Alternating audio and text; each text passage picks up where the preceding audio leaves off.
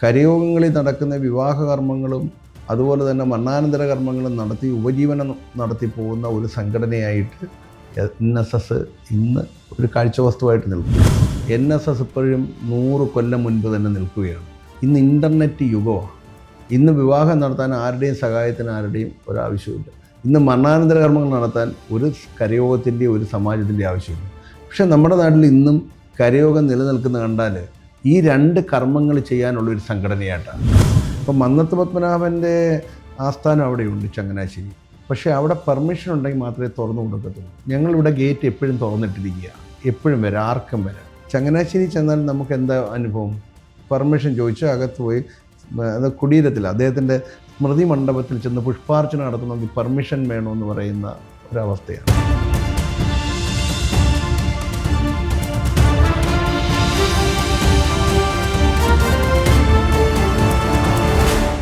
സമസ്ത Nair സമാജത്തിൻ്റെ general സെക്രട്ടറിയും Vidyadhiraja ഇൻ്റർനാഷണലിൻ്റെ secretary ജനറലുമായ Shri Perumattom രാധാകൃഷ്ണനാണ് ഇന്ന് നമ്മളോടൊപ്പമുള്ളത്.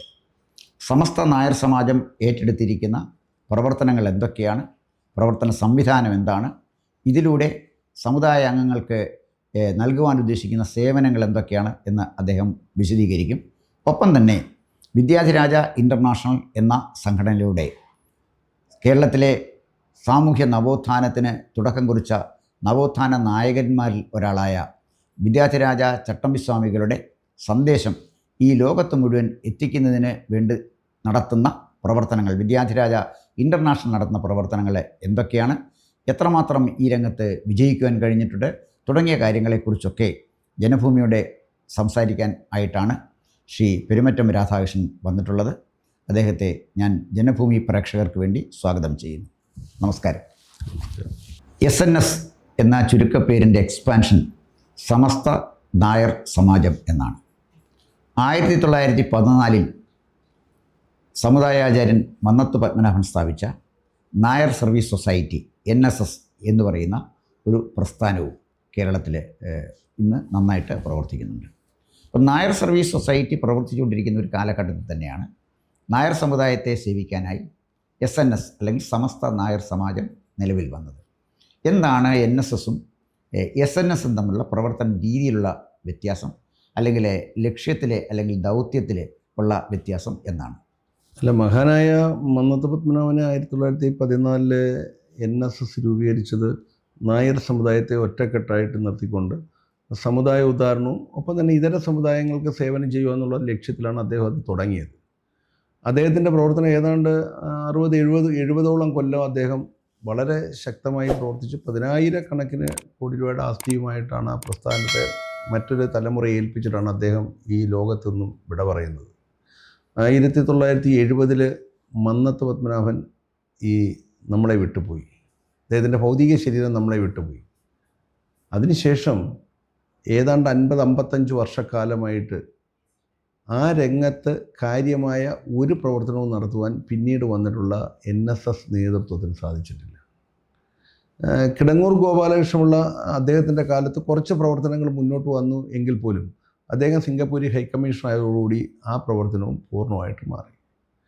പിന്നീട് ചട്ടപ്പടി കാര്യങ്ങൾ എന്നുള്ള രീതിയിൽ കരയോഗങ്ങളിൽ നടക്കുന്ന വിവാഹ കർമ്മങ്ങളും അതുപോലെ തന്നെ മരണാനന്തര കർമ്മങ്ങളും നടത്തി ഉപജീവനം നടത്തി പോകുന്ന ഒരു സംഘടനയായിട്ട് NSS ഇന്ന് ഒരു കാഴ്ചവസ്തുവായിട്ട് നിൽക്കുകയാണ്. അപ്പം നാട്ടിൽ ധാരാളം അഭിപ്രായങ്ങൾ ഇതിനെപ്പറ്റിയുണ്ട്. NSSനെ പറ്റി എന്ന് പറഞ്ഞാൽ NSS പ്രോപ്പറായിട്ട് പ്രവർത്തിക്കുന്നില്ല, അതിൻ്റെ ജനറൽ സെക്രട്ടറിയെ പറ്റി അഭിപ്രായ വ്യത്യാസമുണ്ട്, അതിൻ്റെ ഭാരവാഹികളെ പറ്റി അഭിപ്രായ വ്യത്യാസമുണ്ട്. പുരോഗമനപരമായ ഒരു പ്രവർത്തനവും നടത്തുവാൻ NSSന് ഈ കാലഘട്ടത്തിൽ സാധിച്ചിട്ടില്ല. സമുദായത്തിൻ്റെ ഉത്തേജനത്തിനുണ്ട് അല്ലെങ്കിൽ ഉത്കർഷത്തിന് വേണ്ടി ഒന്നും ചെയ്യുവാൻ NSSന് കഴിഞ്ഞ കാലങ്ങളിൽ സാധിച്ചിട്ടില്ല. അതൊരു വിമർശനമല്ല, യഥാർത്ഥത്തിൽ സത്യം അതാണ്. അപ്പോൾ ആ കാലഘട്ടത്തിലാണ് 2003 കുറേ ആൾക്കാർ, മറ്റൊരു ചിന്തയുള്ള ആൾക്കാർ, നമുക്ക് സമുദായത്തെ ഉദ്ധരിക്കണം, സമുദായത്തിന് വേണ്ടത് ചെയ്യണമെന്ന് ചിന്തിച്ചുകൊണ്ട് ഗുരുവായൂർ കേന്ദ്രീകരിച്ചിട്ട് സമസ്ത നായർ സമാജം അല്ലെങ്കിൽ SNS എന്ന് പറയുന്ന ഒരു സംഘടന രൂപീകരിക്കുന്നു. അപ്പോൾ സ്കാറ്റേഡായിട്ടുള്ള സമുദായ അംഗങ്ങളെ ഒരുമിച്ച് ചേർത്തുകൊണ്ട് കുറച്ച് പുരോഗമനപരമായ പ്രവർത്തനങ്ങൾ ചെയ്യാം എന്നുള്ളതാണ് ഈ സംഘടനയെ ഉദ്ദേശിച്ചത്. അതൊരു NSS മൂവ്മെൻ്റായിട്ടല്ല ഈ പ്രസ്ഥാനം തുടങ്ങുന്നത്. പുതുമയോടുകൂടി നമുക്ക് പ്രവർത്തിച്ച് മുന്നേറാം, സർക്കാർ കാണിക്കുന്ന അനീതിക്കെതിരെ പോരാടണം ഈ സമുദായത്തോട് എന്നുള്ളതൊക്കെയായിരുന്നു സമസ്ത നായർ സമാജത്തിൻ്റെ പ്രാഥമിക ലക്ഷ്യം. നായർ സർവീസ് സൊസൈറ്റിക്ക് പ്രവർത്തനത്തിന് മന്നത്ത് പത്മനാഭൻ ഉറച്ച അടിത്തറയാണിട്ടത്. അതായത് NSSൻ്റെ കരയോഗങ്ങളുടെ ഒരു ക്ലസ്റ്ററിനെ യോജിപ്പിക്കുന്ന NSSൻ്റെ താലൂക്ക് യൂണിയൻ, അതുപോലെ തന്നെ NSSൻ്റെ പ്രതിനിധി സഭയ്ക്ക് മുകളിൽ NSSൻ്റെ ഡയറക്ടർ ബോർഡ്. അപ്പോൾ കൃത്യമായൊരു സ്ട്രക്ചറുണ്ട്. അപ്പോൾ താഴെത്തട്ടിലേക്ക് ഗ്രാമതലങ്ങളിലേക്ക് ചെല്ലുമ്പോൾ അവിടെ കരയോഗങ്ങളുണ്ട്. ഈ കരയോഗങ്ങളാണ് അവിടെ സാധാരണ ആളുകൾക്ക് സഹായം എത്തിക്കുന്നത്. പ്രത്യേകിച്ച് സമുദായ അംഗങ്ങളെ സഹായിക്കുന്ന ഒരു യൂണിറ്റ് എന്ന് പറയുന്നത് കരയോഗമാണ്. അപ്പോൾ വിവാഹം നടത്തി കൊടുക്കുന്നതിന് മുൻകൈ എടുക്കുന്നവരാണ്. അതുപോലെ തന്നെ മരണാനന്തര ചടങ്ങുകളിൽ അവരാണ് ഒരു നേതൃത്വം വഹിക്കുന്നത്. അപ്പോൾ ആ ഒരു പ്രദേശത്തെ ഒരു കരയിലെ നായർ സമുദായ അംഗങ്ങളുടെ നിത്യജീവിതവുമായി ബന്ധപ്പെട്ട പല മേഖലകളിലും, അത് പ്രത്യേകിച്ച് വരുന്ന വിവാഹം വരുമ്പോൾ, അതുപോലെ തന്നെ മരണം വരുമ്പോൾ, ആ സമയത്താണ് അടിയന്തരമായിട്ട് എല്ലാവരുടെയും സഹായം ആവശ്യമായിട്ട് വരുന്നത്. ഈ ഘട്ടങ്ങളിലൊക്കെ കരയോഗങ്ങളുടെ ഇടപെടൽ ഉണ്ട്. അതുപോലെ സമസ്ത നായർ സമാജത്തിൻ്റെ ലോവസ്റ്റ് യൂണിറ്റ് എന്താണ്, എങ്ങനെയാണ് ഈ സംഘടനയുടെ സ്ട്രക്ചർ എന്നൊന്ന് വിശദീകരിക്കാമോ? അല്ല, അത് പറയുമ്പോൾ NSSനെ പറ്റി പറഞ്ഞുകൊണ്ടാണ് തുടങ്ങാം. കാരണം സാറിപ്പോൾ സംസാരിച്ചത് 100 കൊല്ലം മുമ്പുള്ള ഒരു സ്ട്രക്ചറിനെ പറ്റിയാണ്. NSS ഇപ്പോഴും 100 കൊല്ലം മുൻപ് തന്നെ നിൽക്കുകയാണ്. അന്നത്തെ വൈദ്യുതി ഇല്ലാത്ത നാട്ടിൽ, അന്ന് റോഡില്ലാത്ത നാട്ടിൽ, പരസ്പര ബന്ധമില്ലാതിരുന്ന നാട്ടുകളിൽ ആളുകൾക്ക് ഒരു സഹായത്തിനായിട്ടൊരു സംഘടന എന്നുള്ളത് അനിവാര്യമാണ്. ഇന്ന് ഇൻ്റർനെറ്റ് യുഗമാണ്. ഇന്ന് വിവാഹം നടത്താൻ ആരുടെയും സഹായത്തിന് ആരുടെയും ഒരാവശ്യമില്ല. ഇന്ന് മരണാനന്തര കർമ്മങ്ങൾ നടത്താൻ ഒരു കരയോഗത്തിൻ്റെ ഒരു സമാജത്തിൻ്റെ ആവശ്യമില്ല. പക്ഷേ നമ്മുടെ നാട്ടിൽ ഇന്നും കരയോഗം നിലനിൽക്കുന്ന കണ്ടാൽ ഈ 2 കർമ്മങ്ങൾ ചെയ്യാനുള്ളൊരു സംഘടനയായിട്ടാണ്. ഞങ്ങൾ ചോദിക്കാറുണ്ടോ വാട്ട് ഈസ് യുവർ പ്രോഗ്രാം എന്നാണ് ഞങ്ങൾ NSSൻ്റെ പ്രവർത്തകർ എടുത്തിരുന്നത്. അപ്പോൾ അവർ പറയുന്നത് ഞങ്ങളുടെ സംഘടന അറിയപ്പെടുന്നത് തന്നെ നോ സർവീസ് സൊസൈറ്റി എന്നാണ്. എന്നാൽ പ്രത്യേകിച്ച് സമുദായത്തിന് ഒരു സർവീസും അവർ കൊടുക്കാറില്ല. ഞാനവരെ വിമർശിക്കുകയൊന്നും പറയുമല്ല. കഴിഞ്ഞ 10, 40, 50 വർഷത്തിനകത്ത് വെച്ച് നമ്മുടെ നാട്ടിലുണ്ടായ ഡെവലപ്മെൻറ്റ്സ്, നമ്മുടെ നാട്ടിലെ എല്ലാ പ്രസ്ഥാനങ്ങളും 40, 50 വർഷത്തിനകത്താണ് ഈ ഡെവലപ്മെൻറ്റ്സ് മൊത്തം കൊണ്ടുവന്നത്. ഇപ്പോൾ ഇസ്ലാമിക സമൂഹമായാലും ക്രൈസ്തവ സമൂഹമായാലും അവരൊക്കെ എത്രയോ വിദ്യാഭ്യാസ സ്ഥാപനങ്ങൾ, എത്രയോ മെഡിക്കൽ കോളേജുകൾ, എത്രയോ എഞ്ചിനീയറിംഗ് കോളേജുകൾ. ഈ മന്നത്ത് പത്മനാഭൻ്റെ കാലത്ത് സ്ഥാപിച്ച എഞ്ചിനീയറിംഗ് കോളേജ് നിൽക്കുകയാണ് ഇപ്പോഴും പാലക്കാട്ട് NSS. 10,000 ഏക്കർ ഭൂമി. ഇപ്പോൾ NSSനെ നമ്മൾ താരതമ്യം ചെയ്ത് സംസാരിക്കാൻ പോലും യഥാർത്ഥത്തിൽ പാടില്ല. കാരണം അന്നത്തെ ബഡ്ജറ്റ് നിൽക്കുവാണ് ഇപ്പോഴും. എല്ലാ വർഷവും 108 കോടിയുടെ ബഡ്ജറ്റ്, 105 കോടിയുടെ ബഡ്ജറ്റ്. 105 കോടി എന്നൊക്കെ നമ്മളിന്ന് പറയുമ്പോൾ ഇവിടുത്തെ ഒരു സാധാരണ സൂപ്പർ മാർക്കറ്റുകാരൻ്റെ ഇന്നത്തെ ആസ്തി എത്ര കോടിയാണ്? ഒരു മഹാപ്രസ്ഥാനം പറയുകയാണ് ഞങ്ങൾ 100 കോടിയുടെ ബഡ്ജറ്റ്. അപ്പോൾ അതുകൊണ്ട് ഞങ്ങൾ ഇതിനെപ്പറ്റി ചിന്തിച്ചത് പുരോഗമനപരമായിട്ട് ഞങ്ങൾക്ക് എന്ത് ചെയ്യാൻ പറ്റും. ഞങ്ങളുടെ സമസ്ത നായർ സമാജം തുടങ്ങുന്നത് ഒരു ചാരിറ്റബിൾ ഇൻസ്റ്റിറ്റ്യൂഷനായിട്ടാണ്, ചാരിറ്റബിൾ സൊസൈറ്റി ആയിട്ടാണ്. തൃശ്ശൂരിലാണ് ഇത് രജിസ്റ്റർ ചെയ്യുന്നത്. സ്വാഭാവികമായിട്ട് NSSനുണ്ടായതുപോലെ തന്നെ അതിന് ഒരുപാട് ബാല്യചാബല്യങ്ങളൊക്കെ ഉണ്ടായിട്ടുണ്ട്. NSS നമുക്കറിയാം നായർ ഭൃത്യജന സംഘം പറഞ്ഞാണ് തുടങ്ങിയത് മന്നത്ത് പത്മനാഭൻ. പിന്നീടാണത് നായർ സർവീസ് സൊസൈറ്റി ചെയ്ത് കമ്പനീസ് ആക്ടും പ്രകാരം രജിസ്റ്റർ ചെയ്യുന്നു. അതുപോലെ തന്നെ ഞങ്ങൾ 2003 തുടങ്ങിയത് ഒരു സാധാ സൊസൈറ്റി ആയിട്ടാണ്. പക്ഷേ 2014 ആയപ്പോൾ ഞങ്ങൾ സമസ്ത നായർ സമാജം ഫൗണ്ടേഷൻ എന്ന് പറയുന്ന ഒരു സെക്ഷൻ 8 കമ്പനി ആരംഭിച്ചു. പുതിയ കമ്പനി നിയമം അനുസരിച്ച് ഞങ്ങളുടെ എല്ലാ ഡയറക്ടേഴ്സിനും ഡയറക്ടേഴ്സ് ഐഡൻറ്റിഫിക്കേഷൻ നമ്പറുണ്ട്. അതിൻ്റെ മെമ്മോറാണ്ടത്തിലും ആർട്ടിക്കിൾസിലും ഒക്കെ ഞങ്ങളുടെ ഉദ്ദേശ ലക്ഷ്യങ്ങൾ പറഞ്ഞിട്ടുണ്ട്. ഞങ്ങളുടെ പ്രധാന ലക്ഷ്യം എന്ന് പറയുന്നത് തകർന്നടിഞ്ഞ ഒരു സമുദായമാണ് നായർ.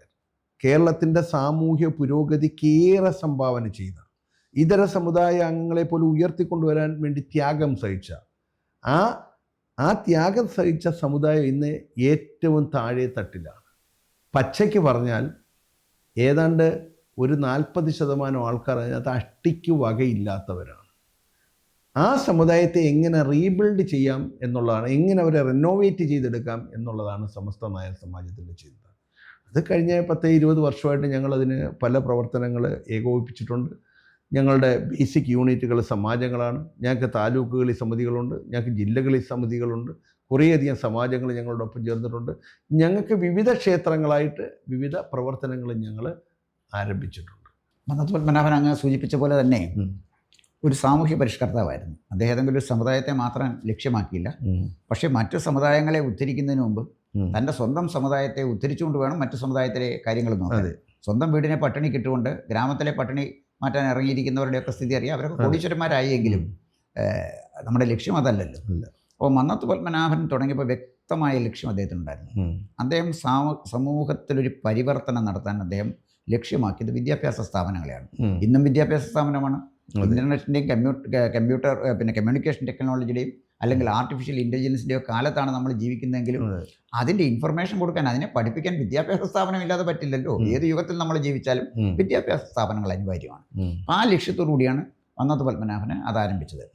എ കെ ആന്റണി മന്ത്രിസഭയിൽ അദ്ദേഹം സ്വകാര്യ കോളേജുകൾ, സ്വകാര്യ മെഡിക്കൽ കോളേജുകൾ തുടങ്ങാൻ തീരുമാനിച്ചപ്പോഴേ അദ്ദേഹം പറഞ്ഞു ആദ്യത്തെ മെഡിക്കൽ കോളേജ് NSSനാണ് കൊടുക്കുന്നത്.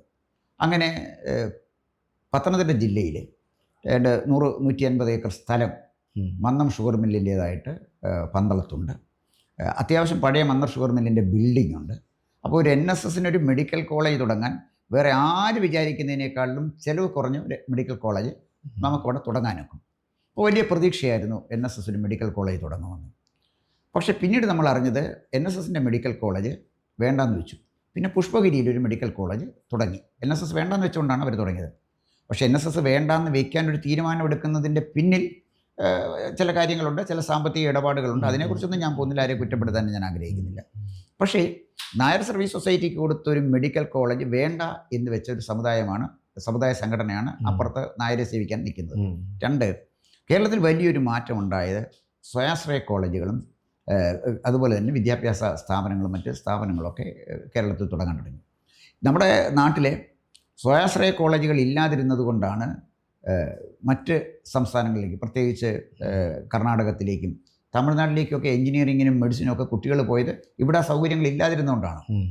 പക്ഷെ ഒറ്റ കോളേജ് തുടങ്ങാൻ NSSന് കഴിഞ്ഞില്ല. അപ്പോൾ വിദ്യാഭ്യാസ രംഗത്ത് നായർ സർവീസ് സൊസൈറ്റിക്ക് വ്യക്തമായൊരു വീക്ഷണമോ കാഴ്ചപ്പാടോ ഒന്നുമില്ലാതെ അങ്ങ് സൂചിപ്പിച്ച പോലെ തന്നെ അത്യാവശ്യം ചില കാര്യങ്ങൾ മരണവും അടിയന്തരവും നടത്തി പോയാൽ മതി എന്ന് ചിന്തിക്കുന്നൊരു നേതൃത്വം നിർഭാഗ്യവശാൽ ഈ സമുദായത്തിൻ്റെ ശാപം അല്ലെങ്കിൽ ദൈവകോപം ഉള്ളതുകൊണ്ട് അവിടെ ഉണ്ട്. ഓക്കെ, അതവിടെ നിൽക്കട്ടെ. പക്ഷേ സമസ്ത നായർ സമാജത്തിന് വിദ്യാഭ്യാസ രംഗത്ത് സമൂഹത്തിനെയും ഒപ്പം ഈ സമുദായത്തിനെയും ഉയർത്തിക്കൊണ്ടുവരുവാൻ എന്തെങ്കിലും വിശാലമായ കൃത്യമായ പദ്ധതികളുണ്ടോ? തീർച്ചയായിട്ടും ഞങ്ങൾ വളരെ ആലോചിച്ച് തന്നിട്ടാണ് ഞങ്ങൾ 2014 ഈ കമ്പനി രൂപീകരിക്കുന്നത്. കാരണം ഒരു ചാരിറ്റബിൾ സൊസൈറ്റിക്ക് കാര്യമായിട്ടൊന്നും ചെയ്യാൻ പറ്റത്തില്ലെന്നുള്ളത് കൊണ്ട് തന്നെയാണ് ഞങ്ങൾ ചാരിറ്റബിൾ കമ്പനി ഫോം ചെയ്തത്. ആക്ച്വലി NSS ഒരു ചാരിറ്റബിൾ കമ്പനിയാണ്. അതിനെപ്പറ്റി ഇപ്പോൾ അടുത്ത കാലത്ത് ചില തർക്കങ്ങളൊക്കെ ഉണ്ട്. എൻ്റെ ഡയറക്ടേഴ്സ് ഐഡൻറ്റിഫിക്കേഷൻ നമ്പറിൽ നിന്നൊക്കെ.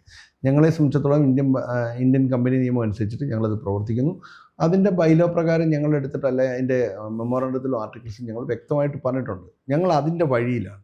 അതിൻ്റെ ഭാഗമായിട്ടാണ് ഞങ്ങൾ ഇവിടെ തന്നെ ഈ ഒരു 3 ഏക്കർ സ്ഥലം, ഞങ്ങൾ ഏകദേശം 3 ഏക്കറോളം സ്ഥലം ഞങ്ങളുടെ പ്രവർത്തകരുടെ, സാധാരണക്കാരായിട്ടുള്ള ആളുകളുടെ പൈസ കൊടുത്തിട്ടാണ് ഞങ്ങൾ ഈ സ്ഥലം വാങ്ങിച്ചതും.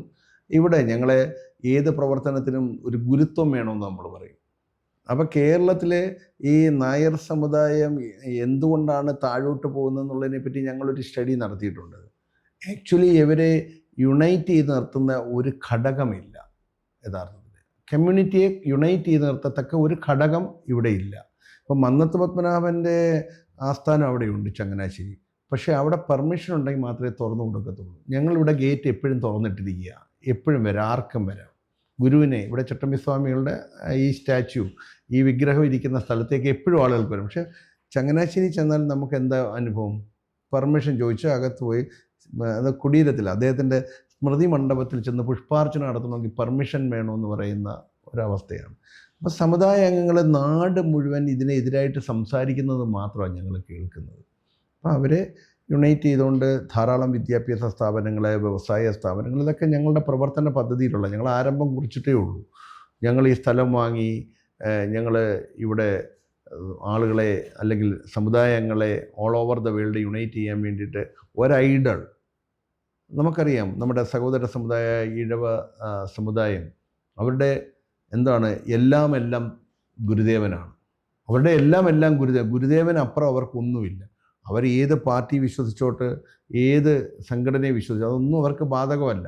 ഗുരുദേവൻ്റെ സൂക്തങ്ങളാണ് അവരെ മുന്നോട്ട് നയിച്ചുകൊണ്ടിരിക്കുന്നത്.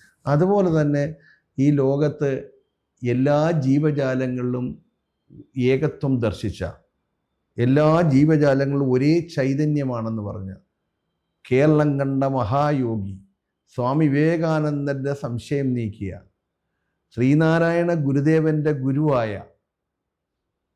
ചിന്മയ സ്വാമിയുടെ ഗുരുവായ കേരളത്തിലെ നവോത്ഥാന നായകരിൽ ഒന്നാമൻ, ഒരു പക്ഷേ അടുത്ത കാലത്ത് ഞാൻ വായിച്ചിട്ടുള്ളതിൽ വെച്ച് ഞാൻ കേട്ട ഒരു പ്രധാനപ്പെട്ട സ്വാമിക്ക് മുന്നേയും സ്വാമിക്ക് ശേഷവും ഇങ്ങനെ ഒരാൾ ജനിച്ചിട്ടില്ല. ഒന്നുകൂടെ നാരായണ ഗുരുദേവൻ്റെ ഭാഷയിൽ പറഞ്ഞാൽ ആദിശങ്കരനും വേദവ്യാസ മഹർഷിയുടെ ചേർന്നാൽ നമ്മുടെ സ്വാമിയായി, നമ്മുടെ സ്വാമി എന്ന് പറഞ്ഞാൽ ചട്ടമ്പി സ്വാമിയായി എന്ന് പറഞ്ഞ ആ മഹാപ്രഭുവിനെ മുന്നിൽ നിർത്തിക്കൊണ്ട് അദ്ദേഹത്തിൻ്റെ തൃപ്പാദങ്ങളിൽ നമസ്കരിച്ചുകൊണ്ട് ഈ തകർന്നടിഞ്ഞ സമുദായത്തെ പുനർസൃഷ്ടിക്കാം എന്നാണ് ഞങ്ങൾ ഈ വിദ്യാധിരാജപുരം എന്നുള്ള ഈ സെൻറ്റർ കൊണ്ട് ഉദ്ദേശിക്കുന്നത്. അപ്പം ഞങ്ങളുടെ പ്രവർത്തനങ്ങൾ ഇവിടെ തുടങ്ങിയിരിക്കുകയാണ്. സ്വാമിയുടെ 100ാമത് സമാധിയോടനുബന്ധിച്ച് ഏതാണ്ട് 40 അടി ഉയരത്തിൽ ലോകത്ത് ആദ്യമായിട്ട് സ്വാമിയുടെ ഒരു സ്റ്റാച്ചു. ഇതിനൊന്നും ആരും ഇന്നലെ വരെ തയ്യാറായിട്ടില്ല. അപ്പം അതോടുകൂടി തന്നെ ഈ സമുദായത്തിലെ ഒരൈക്യത്തിൻ്റെ അനുരണനങ്ങൾ വന്നു തുടങ്ങി. ലോകത്താകമാനമുള്ള ഈ സമുദായമായിട്ട് ബന്ധപ്പെട്ട് ഞങ്ങൾ സ്വാമി ഒരു സമുദായത്തിൻ്റെ ആളാക്കുമല്ല, അങ്ങനെ നമ്മൾ പറയാൻ പാടില്ല. സ്വാമിയെ പറ്റി അങ്ങനെ നമുക്ക് പറയാനേ പാടില്ല. പക്ഷേ സ്വാമിയിൽ കൂടെ ആരെങ്കിലും ഒന്ന് അംഗീകരിക്കണമല്ലോ നായർ. അപ്പോൾ അങ്ങനെ ഒരു കേന്ദ്രമാണ് ഞങ്ങളിവിടെ ഉദ്ദേശിക്കുന്നത്. ഇപ്പോൾ ഞങ്ങൾ നിലവിൽ 1-2 നിധി കമ്പനികൾ ഞങ്ങൾ കഴിഞ്ഞ 8 വർഷമായിട്ട് നടത്തുന്നുണ്ട്. ഞങ്ങൾ അതിൽ കൂടെ ഒരു 10-50ഓളം പേർക്ക് ഞങ്ങൾ ഡയറക്റ്റ് തന്നെ തൊഴിൽ കൊടുത്തിട്ടുണ്ട്. ഇതൊക്കെ ഞങ്ങൾ 2017 അത് ഞങ്ങൾ രജിസ്റ്റർ ചെയ്ത് തുടങ്ങി. ഓരോ വർഷവും ഞങ്ങൾ ഓരോ പുതിയ സംരംഭങ്ങളാണ്. അടുത്ത വർഷം ഞങ്ങൾ വേറെ 1-2 സംരംഭങ്ങളെ പറ്റി ചിന്തിച്ചുകൊണ്ടിരിക്കുകയാണ്. അതിൻ്റെ ചർച്ച നടക്കുന്ന ദിവസമാണ് ഈ ഇൻ്റർവ്യൂ ഇപ്പം നടക്കുന്നത്. അപ്പോൾ തീർച്ചയായിട്ടും ഞങ്ങൾ മുന്നോട്ട് തന്നെയാണ്. ശ്രീനാരായണ ഗുരുദേവനും ചട്ടമ്പി സ്വാമികളും സാമൂഹ്യ നവോത്ഥാനത്തിൻ്റെ ഒരു നാണയത്തിൻ്റെ 2 വശങ്ങളിൽ പ്രവർത്തിച്ച ആളുകളാണ്. അദ്ദേഹത്തിൻ്റെ കർമ്മമണ്ഡലങ്ങളിലൊന്ന് ഈ പ്രദേശമായിരുന്നു. അറബിൽ വിടും അതുമായി ബന്ധപ്പെട്ട ഒരു സ്ഥലം. ഈ സ്ഥലത്ത് തന്നെ വന്ന് വിദ്യാധിരാജപുരം സ്ഥാപിച്ചതിൽ തീർച്ചയായിട്ടും അഭിനന്ദനാർഹമായൊരു കാര്യമാണ്. അപ്പോൾ ഇവിടെ ചട്ടമ്പി സ്വാമികളുടെ ദർശനം ഉയർത്തിപ്പിടിക്കുമ്പോഴേ സ്വാമി ദർശനത്തിലെ പ്രധാനമായിട്ട് പറഞ്ഞ ഒരു കാര്യങ്ങളിലൊന്ന് സ്ത്രീ പുരുഷ സമത്വമാണ്. ഇന്ന് ഈ 21ാം നൂറ്റാണ്ടിൽ സ്ത്രീ പുരുഷ സമത്വം നമുക്ക് യാഥാർത്ഥ്യമായിട്ടില്ല. പലയിടത്തും സ്ത്രീ പുരുഷ സമത്വം ഇല്ല, അതാണ് വസ്തുത. അതുപോലെ തന്നെ വേദാധികാര നിരൂപണം, വേദത്തിനുള്ള അധികാരം എല്ലാവർക്കും ഉണ്ടെന്നാണ് ചട്ടമ്പി സ്വാമികൾ പറഞ്ഞത്. ഇവിടെ രാഷ്ട്രീയക്കാർ പ്രസംഗിക്കുന്നത് വേദം പറയുന്നത് കേട്ടാൽ ശൂദ്രൻ്റെ ചെവിയിലെ ഈയം ഒരുക്കി ഒഴിക്കണം എന്നാരോ പറഞ്ഞു കാണുമായിരിക്കും, ഇല്ലെന്നല്ല ഞാൻ ഈ പറയുന്നത്.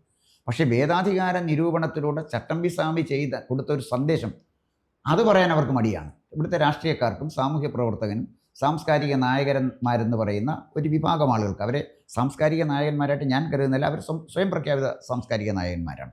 പക്ഷേ ഞാൻ പറഞ്ഞു വന്നത് അദ്ദേഹം രചിച്ച വേദാധികാര നിരൂപണം, അതുപോലെ തന്നെ സമസ്ത ജീവജാലങ്ങളെ ഒരുപോലെ കാണുന്ന ഒന്ന്, അതൊക്കെ പരിസ്ഥിതിയുമായിട്ട് ബന്ധപ്പെട്ടാണ്. അപ്പോൾ സ്ത്രീ പുരുഷ സമത്വം നമ്മുടെ സമൂഹത്തിൻ്റെ പ്രശ്നമാണ് എങ്കിൽ വേദാധികാര നിരൂപണം വളരെ വ്യത്യസ്തമായി ഒരു സാമൂഹ്യ രാഷ്ട്രീയ മാറ്റങ്ങൾക്ക് തുടക്കം കുറിക്കുന്ന, അല്ലെങ്കിൽ ഇതിൽ ആഹ്വാനം ചെയ്യുന്ന, ഒരു നിശബ്ദ വിപ്ലവത്തിന് ആഹ്വാനം ചെയ്യുന്ന ഒരു കൃതിയാണെങ്കിൽ ഇതിലൊക്കെ ഓരോ സന്ദേശമുണ്ട്. അദ്ദേഹത്തിൻ്റെ ഈ സന്ദേശം സമസ്ത നായർ സമാജം ഒരു പ്രവർത്തന ലക്ഷ്യമായി ഏറ്റെടുക്കുമ്പോൾ തീർച്ചയായിട്ടും വനിതകൾക്ക് വേണ്ടി തീർച്ചയായിട്ടും പ്രവർത്തനം ഉണ്ടാകും എന്ന് ഞാൻ പ്രതീക്ഷിക്കുന്നു.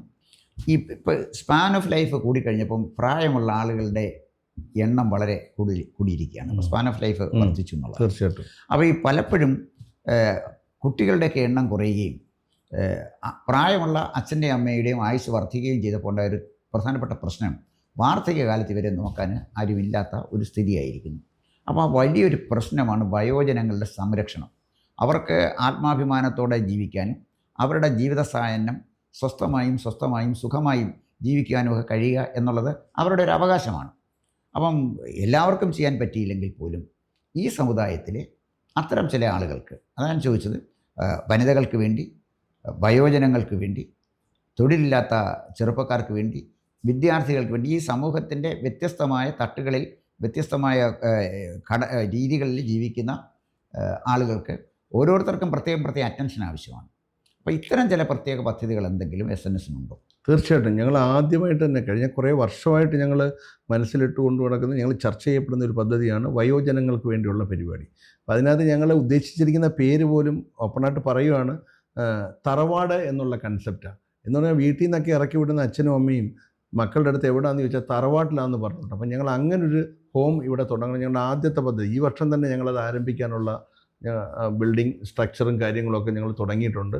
ആദ്യത്തെ പദ്ധതി അതാണ്. അതുപോലെ തന്നെ സ്ത്രീകൾക്ക് വേണ്ടിയിട്ടാണ് ഞങ്ങൾ ഈ നിധി കമ്പനികളിൽ കുറേയധികം ആൾക്കാർ ജോലി ചെയ്യുന്നുണ്ട്. അവരെല്ലാം സ്ത്രീകളാണ്. ഞങ്ങളുമായിട്ട് ബന്ധപ്പെട്ട് അവരൊരു കുടുംബം പോലാണ് ഞങ്ങളിത് കൊണ്ടുപോകുന്നത്.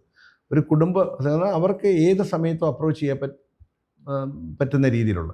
അപ്പോൾ അവർക്ക് വേണ്ടി വേറെ 1-2 പദ്ധതികളും കൂടെ ഞങ്ങൾ ഉടനെ തന്നെ സംവിധാനം ചെയ്യുന്നുണ്ട്. അതിൻ്റെ ആലോചനകളാണ് നടന്നുകൊണ്ടിരിക്കുന്നത്. അതുപോലെ യുവജനങ്ങൾക്ക് അപ്പോൾ അതിനുവേണ്ടി ഞങ്ങൾ ക്യാമ്പസ് എഡ്യൂക്കേഷൻ ഇൻസ്റ്റിറ്റ്യൂഷൻ തുടങ്ങണം എന്നുള്ള രീതിയിൽ അങ്ങനെയുള്ള ചില ചിന്തകളുണ്ട്. അതിൻ്റെയും പ്രാഥമികമായ ചർച്ചകളും അതിന് വേണ്ടുന്ന ലാൻഡ് അക്വയർ ചെയ്യാനൊക്കെയുള്ള നടപടികളും ഒക്കെ ഞങ്ങൾ ഈ വരുന്ന ദിവസങ്ങളിൽ ചെയ്യും. അപ്പം ഞങ്ങൾ മുമ്പേ പറഞ്ഞത് മന്നത്ത് പത്മനാഭൻ ഒരു 60-70 വർഷം കൊണ്ടാണ് ഇത്രയും കാര്യങ്ങൾ ചെയ്തെടുത്തത്. ഞങ്ങളെ സംബന്ധിച്ചിടത്തോളം ഞങ്ങൾക്ക് ഇതൊന്ന് അടിത്തറയിട്ട് വരാൻ തന്നെ ഒരു 10 വർഷത്തിൽ കൂടുതൽ എടുക്കേണ്ടി വന്നു. എങ്ങനെ ഒരു സംഘടന ബിൽഡപ്പ് ചെയ്തെടുക്കാൻ. ഇതൊരു ഇൻ്റർനാഷണൽ പിൽഗ്രിമേജ് സെൻ്ററാണ് വിദ്യാധിരാജപുരം. ഇവിടെ ലോകത്തിൻ്റെ എല്ലാ ഭാഗത്തു നിന്നും ആൾക്കാർ വരുന്നുണ്ട്. അപ്പോൾ അവരോടൊക്കെ ഞങ്ങളിത് ആദ്യം ഇവരെ ഒരുമിച്ച് കൊണ്ടുവന്നതിന് ശേഷം വേണം നമുക്ക് അടുത്ത ഘട്ടത്തിലേക്ക് ഇറങ്ങാം. അപ്പോൾ ഞങ്ങൾ അടുത്ത ഘട്ടം ആലോചിക്കുന്ന ദിവസമാണ് ഭഗവാന്റെ കാരുണ്യം കൊണ്ട് ഈ ഇൻ്റർവ്യൂവിന് പോലും വന്നത്. ഇന്നും നാളെയും ഞങ്ങളുടെ ഇവിടുത്തെ ക്യാമ്പാണ്. ഇതിനെ സംബന്ധിച്ചിടത്തോളം ചർച്ചകളാണ്. അതിൻ്റെ അജണ്ട സാറിന് കാണുമ്പോൾ അത് മനസ്സിലാവും, വേണമെങ്കിൽ അത് നോക്കും മനസ്സിലാവും. അപ്പോൾ ഞങ്ങൾ എന്തൊക്കെ നമുക്ക് മുന്നോട്ട് ചെയ്യാൻ പറ്റും. ഒരു ദിവസം രാവിലെ നമുക്കൊന്നും ചെയ്യാൻ പറ്റത്തില്ല. ഞാനൊരു ഉദാഹരണം പറയാം. ഞാൻ എൻ്റെ പ്രവർത്തനവുമായിട്ട് ബന്ധപ്പെട്ട് 2014-15 കാലഘട്ടത്തിൽ തൃത്താല എന്ന് പറയുന്ന മണ്ഡലത്തിൽ പോയി, മലപ്പുറത്ത്. അവിടെ ചെന്നപ്പോൾ എൻ്റെ അടുത്ത് അവിടുത്തെ 18 കരയോഗങ്ങൾ കേസ് കൊടുത്തിരിക്കുകയാണ് NSSനെതിരെ. എന്താ പ്രശ്നം എന്നറിയോ? 1965 മന്നത്ത് പത്മനാഭൻ അവിടെ ചെന്നൊരു കോളേജിനെ തറക്കല്ലിട്ടു. പറക്കുളത്ത് 1 ലക്ഷം രൂപയും 44 ഏക്കർ സ്ഥലവും മന്നത്ത് പത്മനാഭനെ ഏൽപ്പിച്ചു ആ നാട്ടുകാർ, നായർ സമുദായത്തിൽപ്പെട്ടവർ. അതിനകത്ത് മാതൃഭൂമിയുടെ ഒരു ഡയറക്ടർ ഉൾപ്പെടെയുണ്ട്. വലിയ സമ്പന്ന 1 ലക്ഷം രൂപ 65 ഏൽപ്പിക്കണമെങ്കിൽ അവരുടെ ശേഷി എന്താണെന്ന് ആലോചിക്കണം. 40 ആ സ്ഥലം ഏതാണ്ട് ഉമ്മൻചാണ്ടി സർക്കാരിൻ്റെ ഇപ്പം ഈ അവസാന കാലഘട്ടം വരെ അതുപോലെ തന്നെ കിടക്കുവാണ്. ആ സ്ഥലം വിൽക്കാൻ NSS തീരുമാനിച്ചപ്പോഴാണ് ഈ 18 കരയോഗക്കാർ കേസ് കൊടുത്തത്. ഉമ്മൻചാണ്ടി സർക്കാരിൻ്റെ കാലത്ത് ഏതാണ്ട് 55 വർഷത്തിന് ശേഷമാണ്, 50 വർഷത്തിന് ശേഷമാണ് അവിടെ ഒരു കോളേജ്, ഇപ്പോൾ ഒരു ആർട്സ് ആൻഡ് സയൻസ് കോളേജ് സ്ഥാപിച്ചത്. ഇതാണ് സമുദായത്തിൻ്റെ അവസ്ഥ. പറക്കുളത്ത് ഒരു ആർട്സ് ആൻഡ് സയൻസ് കോളേജ് ഇപ്പോൾ തുടങ്ങിയിട്ടുണ്ട്. അപ്പം ഞങ്ങൾ നോക്കിയപ്പോൾ ഒരു പുതിയ സ്ഥാപനവും NSSൻ്റെ നേതൃത്വത്തിൽ നാട്ടിൽ വരുന്നില്ല. ഞങ്ങൾ ഇത്രയും ഹാർഡായിട്ട് ചിന്തിക്കുന്നത് കൊണ്ടാണ്. എന്നാൽ ഒരു NSSൻ്റെ ഒരു വിമർശനം എന്നുള്ള രീതിയിൽ ഞങ്ങളിതൊന്നും ചെയ്യാറില്ല. കാരണം ഇപ്പോൾ ഒരാളിനെ വെറുതെ നമ്മൾ വിമർശിച്ചിട്ട് ഇപ്പോൾ ഒരാൾ നന്നാമത്തതാണെങ്കിൽ പിന്നെ അയാളുടെ പുറകെ പോകണ്ട, പകരം നമുക്ക് എന്ത് ചെയ്യാമെന്നുള്ളതാണ് ഞങ്ങളുടെ ചിന്ത. ഞങ്ങൾ ആൾ ഓവർ ദ വേൾഡിലുള്ള നായർ സമുദായങ്ങളെ സമീപിക്കാൻ തീരുമാനിച്ചിരിക്കുക. ഇതിൻ്റെ പ്രസിഡൻ്റ് എന്ന് പറയുന്നത് തന്നെ ഒരു വലിയ ആരാധ്യനായ വ്യക്തിയാണ്. ലോകാരാധ്യനായ ഡോക്ടർ വാസു, അമൃത മെഡിക്കൽ കോളേജിൻ്റെ ഫൗണ്ടർ പ്രിൻസിപ്പളാണ് അദ്ദേഹം. ഇപ്പോഴും അമൃതയിലെ ഡീനാണ്. അദ്ദേഹം ഡോക്ടറാണ്. He lead this organisation. അതാണ് നമ്മുടെ ഇപ്പോഴത്തെ അവസ്ഥ. അപ്പം ഞങ്ങളെ സംബന്ധിച്ച് അന്താരാഷ്ട്ര സമൂഹം ഇങ്ങോട്ട് ഉറ്റുനോക്കി തുടങ്ങിയിട്ടുണ്ട് അടുത്ത കാലത്ത്. തീർച്ചയായിട്ടും അടുത്ത 5-10 വർഷത്തിനകത്ത് വെച്ച് ഈ രംഗത്ത്, സാമൂഹ്യ രംഗത്ത് വിപ്ലവകരമായ ഒരു മാറ്റം വരുത്താൻ ഈ സമുദായത്തിൻ്റെ കാര്യത്തിൽ, അതിൽ കൂടെ മറ്റുള്ളവർക്കും ഗുണം കിട്ടുമല്ലോ. ഒരു സ്ഥാപനം, ഇന്ന് ഡോക്ടർ രാവിലെ അവതരിപ്പിച്ച രേഖ എന്നതാണ്, ഒരു കോളേജ് തുടങ്ങിയാൽ 500 പേർക്ക് ജോലി കിട്ടും. എത്ര പേർക്കാണ്? ഇന്ന് രാവിലെ ഡോക്ടർ ഒരു വിഷയം അവതരിപ്പിച്ചിരുന്നു. ഇത് ഒരു കോളേജ് തുടങ്ങി അങ്ങനെ 1.25 ലക്ഷം ആളുകൾക്ക് ജോലി കൊടുക്കുന്ന പദ്ധതിയാണ് ഇന്ന് രാവിലെ ഡോക്ടർ ഒരു രേഖയായിട്ട് ഇവിടെ അവതരിപ്പിച്ചത്. അപ്പം ഞങ്ങൾ വളരെ ചിന്തനീയമാണ്. നമ്മൾ ചിന്തിക്കാതെ ചെയ്യാൻ പറ്റത്തില്ലല്ലോ. അപ്പം നമ്മൾ മനസ്സിലാക്കേണ്ട ഒരു കാര്യം, NSS എന്ന് പറയുന്ന ഒരു മഹാപ്രസ്ഥാനമായിരുന്നു. അതിവിടെ നിലനിൽക്കുവാണ്. ഒരു പഴയ മേൽക്കൂരയുമായിട്ട് അതിങ്ങനെ ഇവിടെ നിൽക്കുവാണ്. അത് നിൽക്കുന്ന സമയത്ത് തന്നെയാണ് ഞങ്ങൾ ഇപ്പുറത്ത് മറിച്ച് ചിന്തിച്ചു തുടങ്ങിയത്. എന്ത് നമുക്കിതിനെ ഇത് റീബിൽഡ് ചെയ്തെടുക്കുക, ഇവരെ ശരിയാക്കിയെടുക്കാൻ എന്താ മാർഗം. ഞങ്ങളൊരു ഫൈറ്റിൻ്റെ മാർഗം സ്വീകരിച്ചില്ല. അവിടെ സാധാരണ ഫൈറ്റാണ്, മോശമാണെന്ന് പറയാൻ ആർക്കും പറ്റുമല്ലോ, നല്ലത് ചെയ്യുന്നതല്ലേ പ്രശ്നം. അപ്പം ഞങ്ങൾ ആ ഒരു മാർഗം സ്വീകരിച്ചു എന്നുള്ളതേ ഉള്ളൂ. ഒരു പക്ഷേ NSS നല്ല നിലയ്ക്ക് ചിന്തിച്ചിരുന്നെങ്കിൽ കേരളത്തിലെ നായർ സമുദായത്തിൻ്റെ മുഴുവൻ പ്രശ്നങ്ങളും പരിഹരിച്ചേനെ. നിർഭാഗ്യവശാൽ അവരിപ്പം ധനലക്ഷ്മി ബാങ്ക് മാറി ഫെഡറൽ ബാങ്കിൽ നിന്ന് ലോൺ എടുക്കാൻ തീരുമാനിച്ചു എന്നുള്ളത് മാത്രമാണ് അവരുടെ ഏക നേട്ടം. പിന്നെ പഴയ കാലത്തെ കോളേജ്, അത് പറയാതെ ഞാൻ പോകുന്ന തെറ്റല്ലേ. ഇപ്പം പൊതുവെ തിരുവനന്തപുരത്ത് പോയിട്ട് വരുന്ന ആൾക്കാർ പറയാറുണ്ട്, നിങ്ങൾ അപ്പുറത്തെ കോളേജ് നോക്കൂ, ഇപ്പുറത്തെ കോളേജ് നോക്കൂ. ഒന്ന് മാറുവാനിയസ് കോളേജ്, അത് രാജകൊട്ടാരമാണ്, ഇപ്പുറത്തെ കാടും പടലും പിടിച്ചു. പിന്നെ പണ്ടത്തെ അദ്ദേഹം സ്ഥാപിച്ച 3-4 കോളേജുകൾ ഈ റോഡ് സൈഡിലുണ്ട്. MCR, അതൊരു അഭിമാനമാണ്. അതിന് പെയിൻ്റ് അടിച്ചു വയ്ക്കും. ചങ്ങനാശ്ശേരിയിൽ ഒരു ആശുപത്രിക്ക് പെയിൻ്റ് അടിച്ചു വെക്കും. പിന്നെ പറയാതെ നമ്മൾ പോകുന്നത് തെറ്റാണ്, അതുകൊണ്ടാണ് പറയുന്നത്. അപ്പോൾ ഇത് വിമർശനാത്മകമായിട്ട് പറയുകയല്ല. അപ്പോൾ ഇത്രയും കഷ്ടപ്പെടുന്ന രംഗത്താണ് ഞങ്ങൾ ഈ കിടന്ന് ത്യാഗം സഹിക്കുന്നത്. ഇതൊന്നും നേരെ കൊണ്ടുപോകും. നേരെ മറിച്ച് NSS വിചാരിച്ചാൽ അവരുടെ ഈ 10,000-കണക്കിന് കരയോഗങ്ങളുണ്ട്. അവർക്കത് കൃത്യമായിട്ട് ഓർഗനൈസ് ചെയ്താൽ ഈ ഗവൺമെൻറ്റൊക്കെ ഈ സമുദായത്തോട് കാണിക്കുന്ന അനീതിയുണ്ട്. ആ അനീതിക്കെതിരെ പോരാടാൻ നമുക്ക് സാധിക്കും. പക്ഷേ that is A politically biased organisation. ഒരിക്കലും അത് ഇനി സമുദായത്തിന് അതുകൊണ്ട് ഗുണമുണ്ടാകത്തില്ല. കൂടുതൽ വാർത്തകളും വിശേഷങ്ങളും നേരിട്ട് ലഭിക്കാൻ ജനങ്ങളിൽ നിന്ന് ജനങ്ങളിലേക്ക് ജനഭൂമി ന്യൂസ് സബ്സ്ക്രൈബ് ചെയ്യൂ. ബെൽ ബട്ടൺ അമർത്താനും മറക്കരുത്.